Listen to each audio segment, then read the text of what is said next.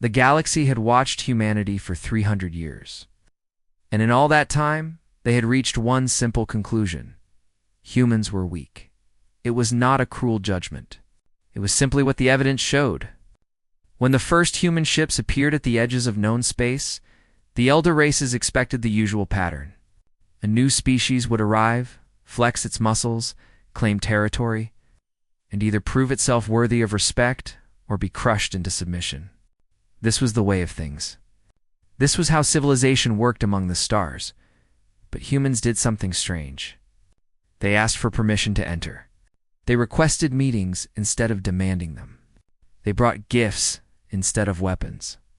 And when the Kreth Dominion, the most powerful military force in the galaxy, sent warships to test their borders, the humans simply moved back. They gave up 3 colony worlds without firing a single shot. Ambassador Yelena Vasquez became the face of humanity in those early years. She was a small woman with dark hair and calm eyes, and she smiled more than any diplomat the Galactic Concord had ever seen. She sat through meetings where representatives from a dozen species insulted her people. She nodded politely when the Kreth called humans grass-eaters and prey things. She offered trade agreements to nations that had threatened to enslave her colonies. Patience is remarkable, the Verax ambassador once told her, and there was genuine confusion in his voice. Do you not feel anger? Do you not wish to strike back? Vasquez had smiled at that, the same gentle smile she always wore. We feel many things, Ambassador, but we have learned that feelings do not have to become actions. The Verax did not understand. None of them did. In the great halls of Valanthos Prime, the capital station of the Galactic Concord, humans became a kind of joke. They were the species that apologized when others stepped on their feet. They were the ones who built hospitals on war-torn worlds while battles still raged around them. They sent doctors to planets that had attacked them. They shared food technology with species that had tried to poison their water supplies. Hi, Sovereign. Althois of the Kreth Dominion found humans particularly amusing. His species had ruled through strength for 10,000 years. They had conquered 63 other races and built an empire that spanned 800 star systems. When he looked at humans, he saw sheep pretending to be wolves. They have no pride, he told his war council during one of their regular meetings. They have no honor. They do not understand that the universe respects only power. Everything else is just noise, his generals agreed. They had studied human military capabilities and found them laughable. Human ships were designed for exploration and trade, not combat. Their weapons were defensive at best. They had no standing army, no warrior culture, no tradition of conquest, a ripe fruit waiting to be picked, one general suggested. Their worlds are rich.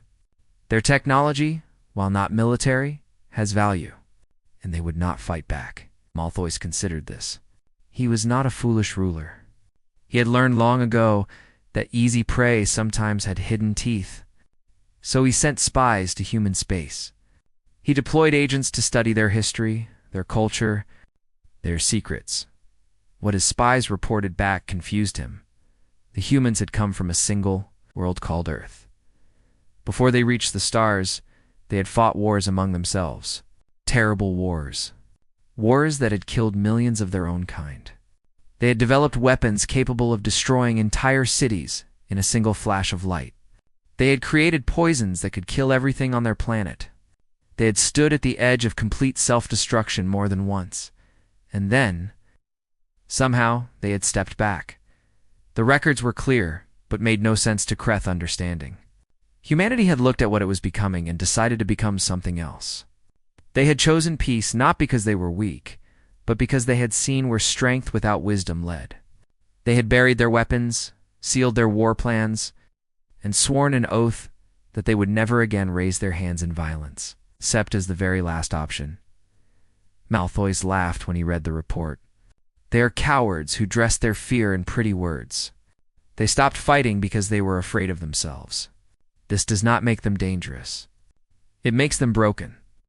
His spies had found the sealed vaults beneath the mountains of the human homeworld. They had detected the encrypted files that no alien system could crack, but they assumed these were just historical records. museums of shame that humans kept to remind themselves of their barbaric past. They did not dig deeper. They did not ask why, if humans were so ashamed of their violent history, they had preserved it so carefully. They did not wonder what might be hidden in files that required 7 layers of encryption when human medical records used only 3. Meanwhile, Ambassador Vasquez continued her work. She negotiated trade deals that favored other species. She accepted insults with grace. She built connections with the few aliens who showed humans kindness, like the Methoni scholars who found human art fascinating, or the small-calorie traders who appreciated human honesty in business.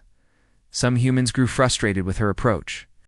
Young firebrands in the colonial assemblies demanded that humanity stand up for itself. They pointed to the constant small attacks on human shipping, the raids on outer colonies, the way other species treated human citizens as lesser beings. Vasquez listened to all of it. She understood their anger. She felt it herself, sometimes in the quiet moments when she was alone. But she also understood something that the angry young voices did not. She had read the sealed histories. She knew what humans were capable of, and she knew that the galaxy had no idea what it was provoking. "We are not being weak," she told a gathering of colonial leaders. "We are being careful. There is a beast inside our species, and we have spent 3 centuries learning to keep it sleeping. Every insult we absorb, every attack we do not answer, is a choice. We choose peace because we know what happens when we choose war." The colonial leaders did not fully understand. They had been born in peace, raised in peace, educated in philosophies of harmony and cooperation. They knew the old wars only as history lessons, distant and abstract.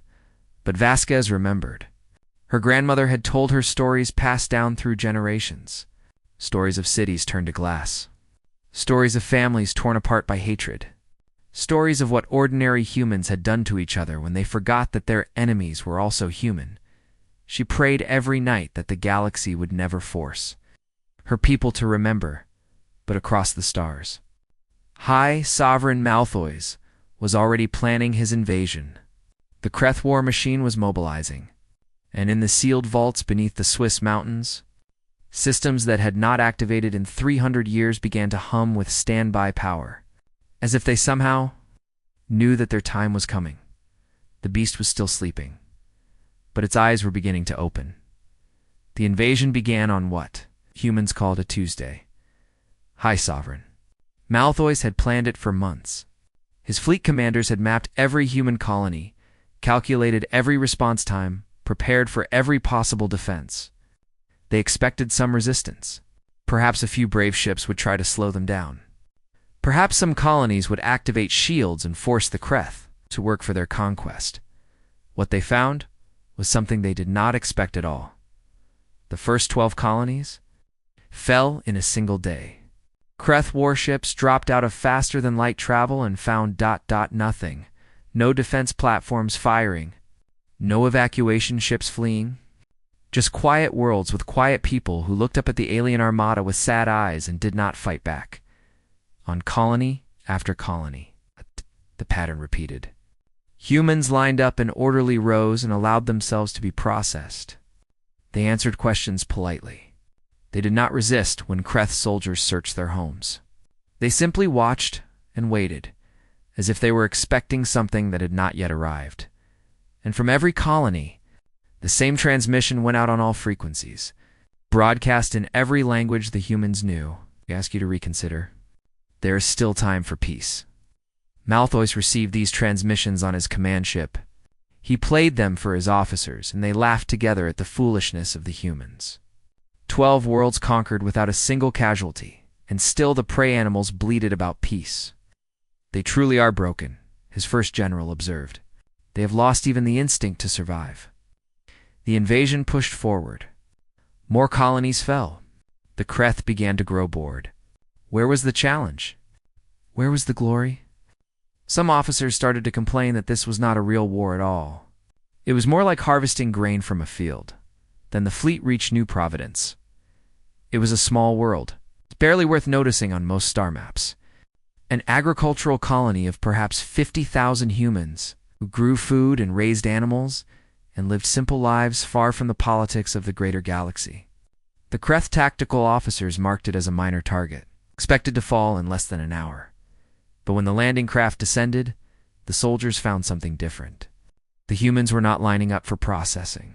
They were not evacuating. They were staying exactly where they were. Farmers stood in their fields with their tools in their hands. Teachers remained in their schools with children gathered around them. Families sat on the porches of their homes and watched the alien ships come down with expressions that the Kreth could not read, and in the central square of the main settlement, an old woman waited. Her name was Grandmother Okonkwo, though everyone on New Providence simply called her grandmother. She was 127 years old, kept alive by human medical technology that could extend life far beyond its natural span. She walked with a cane, and her hair was white as snow, and her eyes had seen things that no one else on this peaceful farming world could imagine. She had been a child during Earth's last Great War. She had watched cities burn on view screens while her parents held her and cried. She had grown up in the shadow of humanity's greatest shame, and she had dedicated her life to ensuring that such things would never happen again. Now she stood in the square and waited for the Kreth commander to approach. He was a tall creature, scaled and strong, with the confident swagger of a conqueror who had never known defeat. He looked at this tiny old human with amusement in his eyes. What could this ancient thing possibly say that would matter? "You are the leader here?" he asked through his translation device. "I am the oldest," Grandmother Okonkwo replied. "On this world, that means something, and you will order your people to submit. You will tell them to cooperate with the processing. Anyone who resists will be punished." The old woman looked at him for a long moment. Her eyes were not afraid. They were not angry. They were filled with something that the commander could not identify. Something that looked almost like pity. "You're making a mistake," she said. Her voice was steady despite her age. "Not a strategic mistake. Not a political mistake. A mistake of the soul. You are waking something that took us centuries to put to sleep." The commander tilted his head. "Is that a threat, old one?" "It is a warning. I have seen what my people can do when they stop choosing peace. I was there when we made our oath, when we swore that we would never again become what we were. I have spent my whole life believing that oath would hold." She paused, and for the first time her voice trembled slightly. "If you do what you are planning to do, that oath will break, and everything that follows will be on your head." The commander stared at her for a moment. Then he raised his weapon and shot her through the heart. Grandmother Okonkwo fell in the square of New Providence. In front of the farmers and the teachers and the children who had loved her, she died with her eyes open, still looking at the sky, as if searching for something far away. The news traveled fast. Human communication networks carried the images across the colonies, to the stations, to the ships, to Earth itself. Everywhere humans lived, they saw Grandmother Okonkwo fall.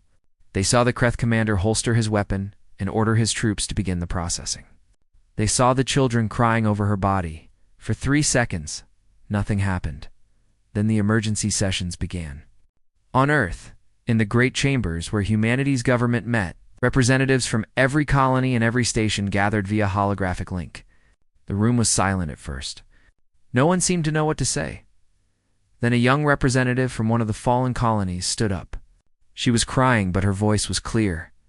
"How much more?" she asked. "How many more grandmothers? How many more children watching their elders murdered? We have given them peace. We have given them patience. We have given them every chance to be better than they are. And this is what they give us in return." The debate that followed was short. Perhaps the shortest in human history. Ambassador Vasquez was not at the Concord when the vote was taken. She was on a transport ship, racing back to Valanthos Prime, watching the results come in on her personal screen. When she saw the numbers, she closed her eyes and whispered a prayer to a god she was not sure she believed in anymore. The vote was unanimous. Humanity would withdraw from the Galactic Peace Accords. Humanity would unseal the vaults. Humanity would remember. When Vasquez arrived at the Concord Assembly Chamber, the other ambassadors were already gathered, already laughing about the latest Kreth victories, Already planning how to divide the spoils of human space, she walked to the center of the chamber. She removed her diplomatic credentials from around her neck and placed them gently on the speaking table. The room grew quiet. This was unusual. This was not normal protocol. Humanity formally withdraws from the Galactic Peace Accords, she said. Her voice did not shake. Her hands did not tremble. But there were tears on her cheeks that she did not bother to wipe away. The chamber erupted in confused murmurs. What did this mean? What were the humans doing? Were they surrendering? Were they fleeing? Vasquez waited for the noise to die down. Then she spoke 8 more words. May God forgive us for what comes next. She turned and walked out of the chamber. Behind her, the alien ambassadors looked at each other with expressions of confusion and amusement. The humans were being dramatic. The humans were making empty gestures. What could they possibly do? But somewhere in the back of the room, an old Methani scholar felt a chill run through his body. He had studied human history more carefully than most. He had read the sealed files that the Kreth spies had dismissed as unimportant. He knew what was in those vaults, and for the first time in his long life, he felt afraid for the galaxy. Deep beneath the mountains of Switzerland, in tunnels that had been carved into solid rock 3 centuries ago, doors began to open. The seals had held for 300 years. The locks had never been tested. The security systems had run on standby power for so long that the technicians who first designed them had been dead for generations. But everything still worked. Everything had been maintained by automated systems that had waited patiently for this moment, hoping it would never come. Fleet Admiral Chen Wei stood at the entrance to the main vault. He was an old man, though not as old as Grandmother Okonkwo had been. He had served in the human peacekeeping forces for 40 years, breaking up disputes between colonies, escorting aid ships to disaster zones, doing the quiet work of maintaining harmony in human space. He had never fired a weapon in anger. He had never commanded a ship in combat. He had trained for war his entire life, but had never expected to fight one. Now, he watched the vault doors open and felt the weight of history pressing down on his shoulders. Sir, one of his aides said quietly, the first files are ready for download. Chen Wei nodded. He did not speak. There was nothing to say. The files that emerged from the vault were not weapon blueprints, though those existed too. They were not battle plans or invasion strategies. They were something far more dangerous. They were ideas. 300 years ago, when humanity had sworn its oath of peace, the greatest military minds of the species had gathered in secret. They knew that their people were choosing a path of non-violence, and they supported that choice.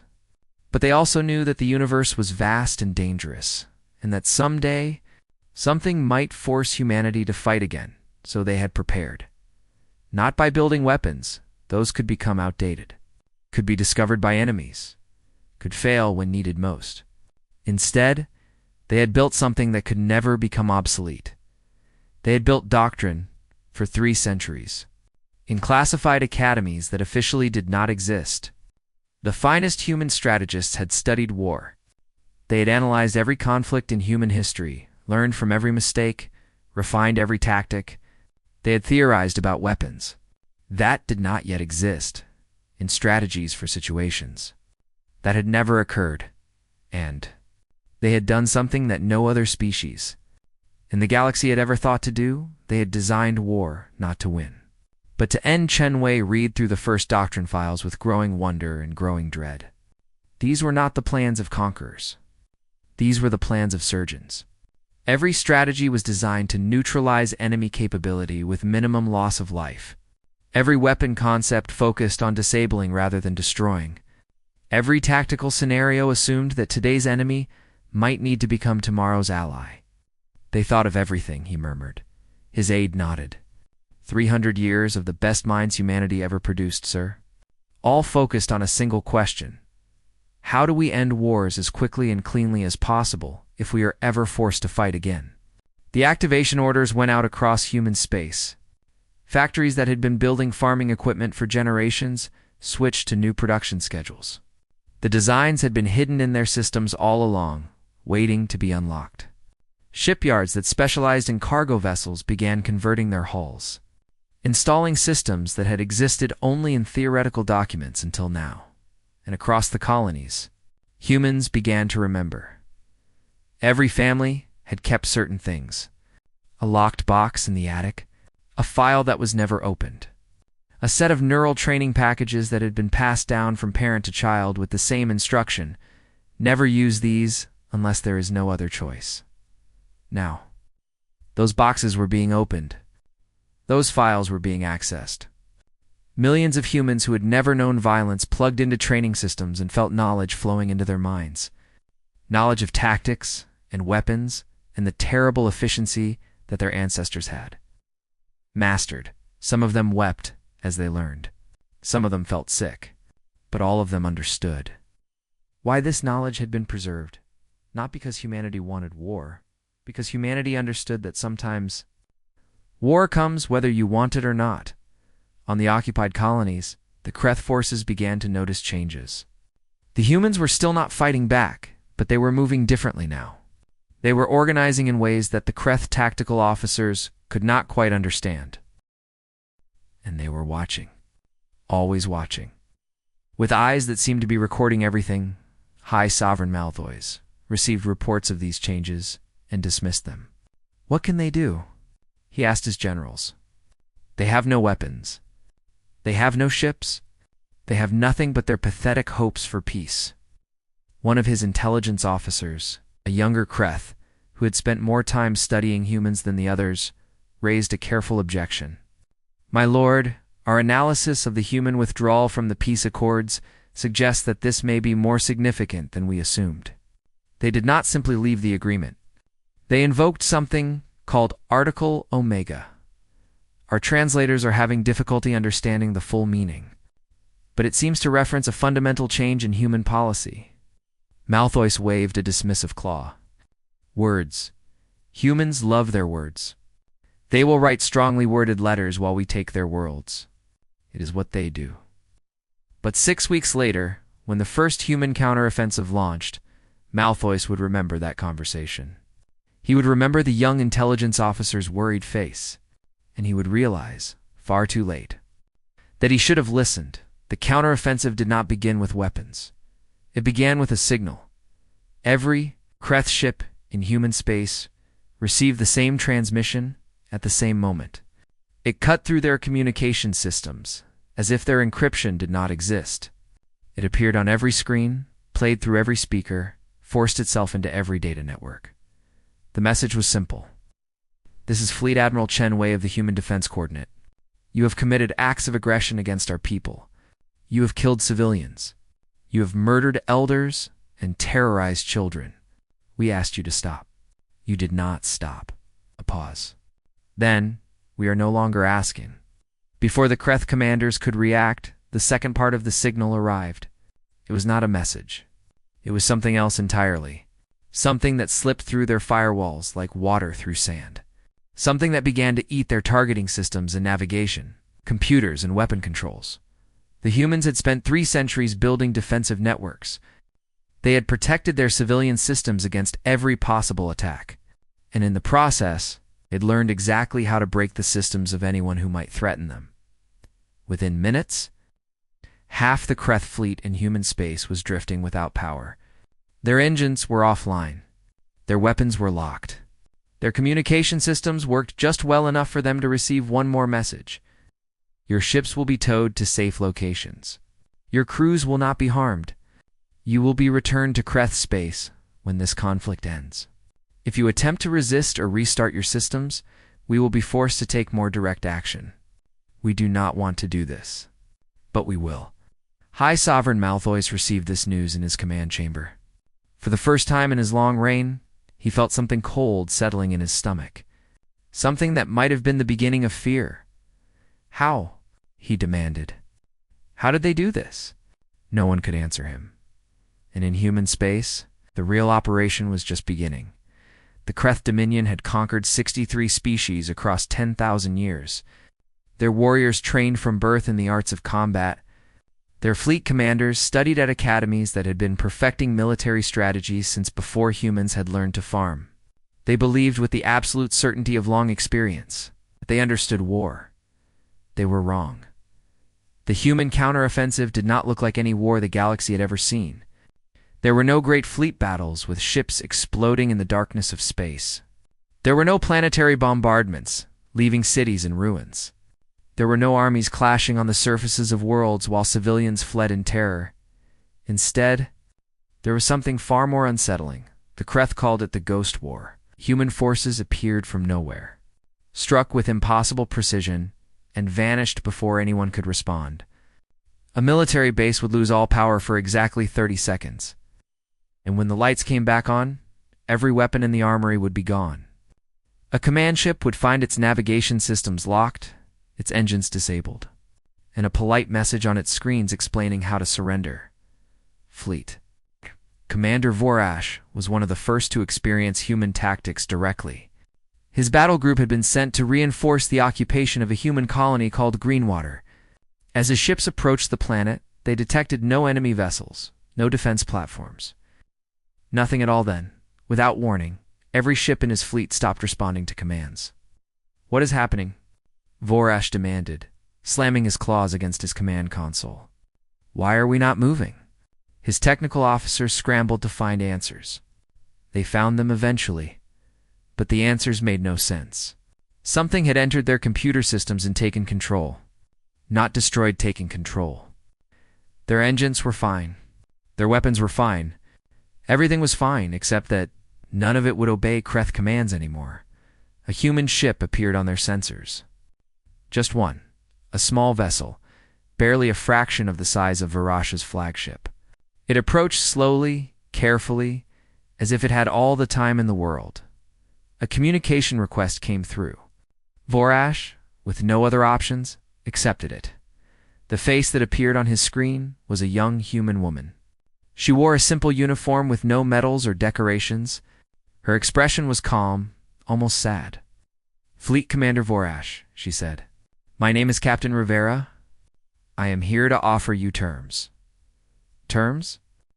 Vorash felt his rage building. "You attack us with tricks and shadows, and you speak of terms?" "We have not attacked you," the captain replied. "Not one member of your crew has been harmed. Your ships are intact. Your weapons are intact. We have simply removed your ability to use them against us." She let that sink in for a moment before continuing. "You can order your crews to attempt repairs. They will fail, but they will not be harmed for trying. You can attempt to restart your weapons manually. This will also fail. Or you can accept our terms and return to Krith space with your ships, your crews, and your honor intact." Vorash stared at her. In all his years of service, no enemy had ever spoken to him like this. They had threatened him. They had raged at him.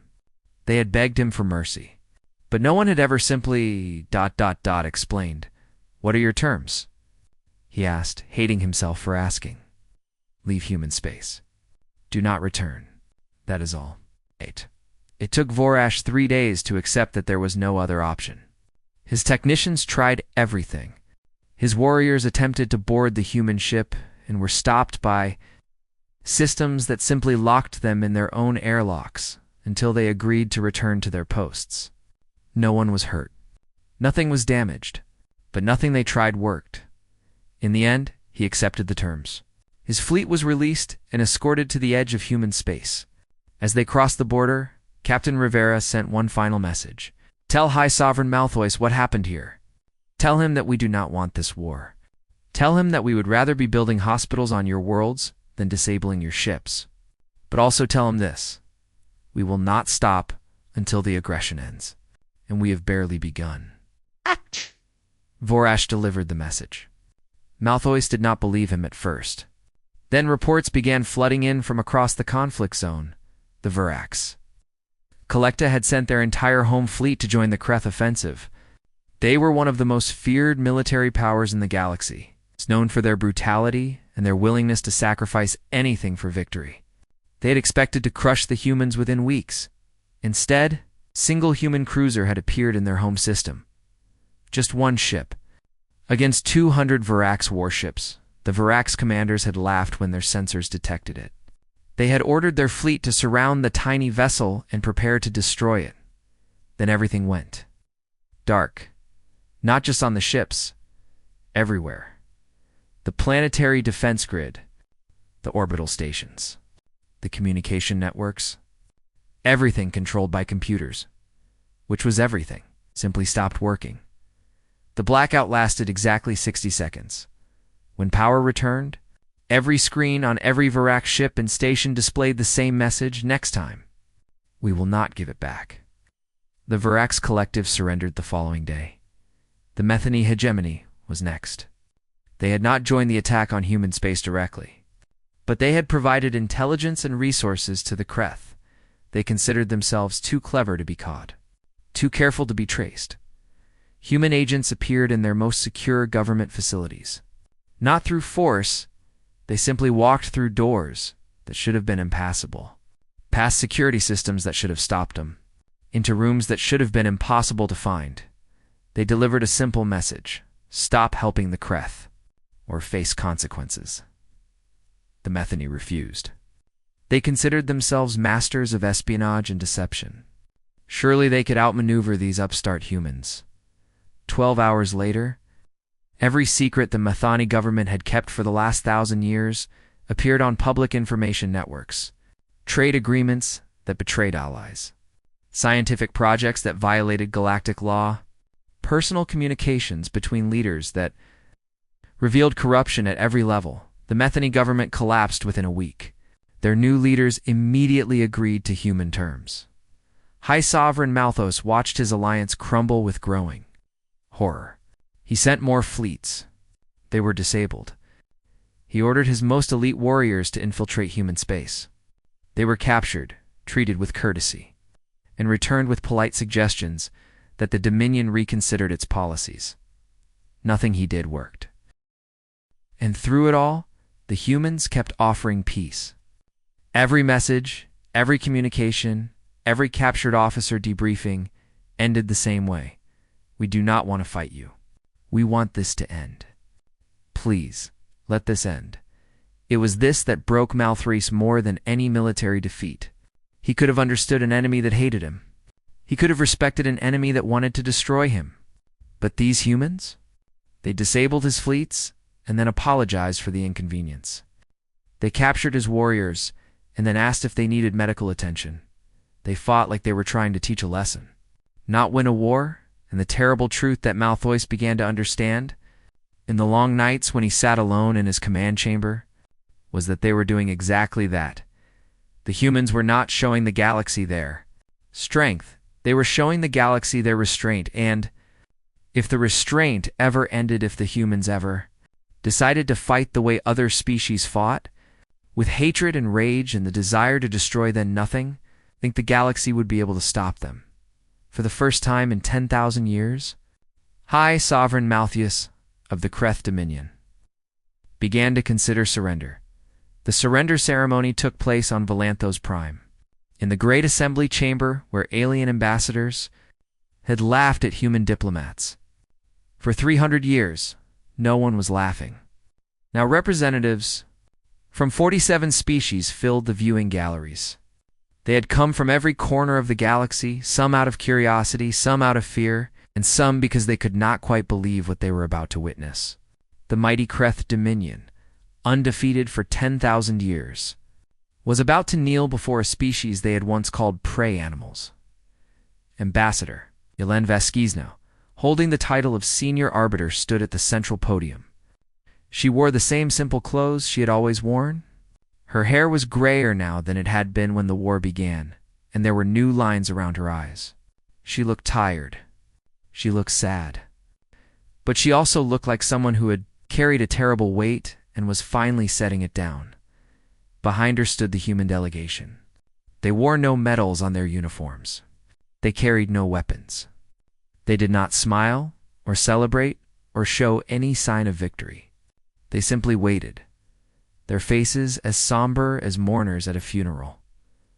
High Sovereign Malthus entered the chamber last.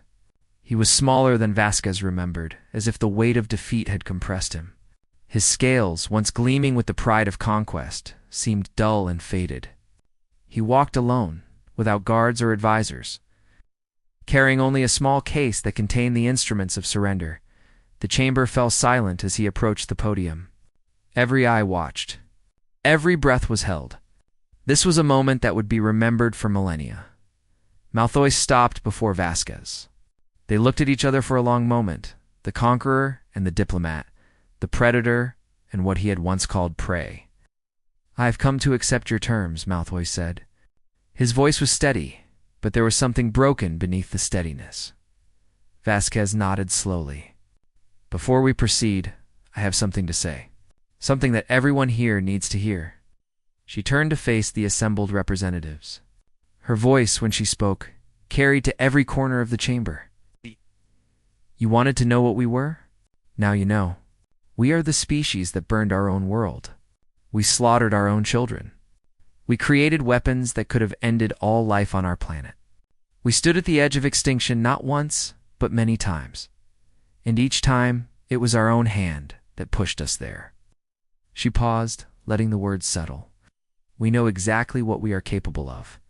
We have seen the darkness inside ourselves. We have looked into the abyss and understood that the abyss was us." The chamber was absolutely silent. Even the automated recording system seemed to hold their breath. "And that is why we chose peace. Not because we were weak, not because we were naive, not because we did not understand violence. We chose peace precisely because we understood violence better than any of you ever will." She turned back to Malthus. "You killed Grandmother Okonkwo. You burned our colonies. You forced us to become something we swore we would never be again. Do you understand what you did? Do you understand what it cost us?" Malthus lowered his head. "I am beginning to." 300 years, Vasquez continued. 300 years of teaching ourselves to be better. 300 years of building a culture of peace, of raising children who had never known war, of proving that a species could choose its own nature. And in a single day, you made us tear all of that apart. Her voice cracked slightly, but she controlled it. "Some of our people will never recover from what they had to learn. Some of them will carry nightmares for the rest of their lives. You did not just attack our world's high sovereign. You attacked our souls." Malthus stood in silence. There was nothing he could say. There was no defense to offer. Finally, Vasquez took a deep breath and continued. "But we are not here for revenge. Revenge would mean becoming the thing we fought against. It would mean proving that the darkness inside us is stronger than the light we built." She gestured to a document that appeared on screens throughout the chamber. "These are our terms. You will note that we demand no territory. We claim no resources. We ask for no tribute." Murmurs of confusion rippled through the watching representatives. This was not how wars ended. Winners took things. Winners demanded payment. What were the humans doing? "We ask for 3 things only. First, a formal apology to the families of those who died on New Providence and the other occupied worlds. Not to us. To them," Malthus nodded slowly. "Second, the immediate end of all aggressive expansion by any member of the Galactic Concord.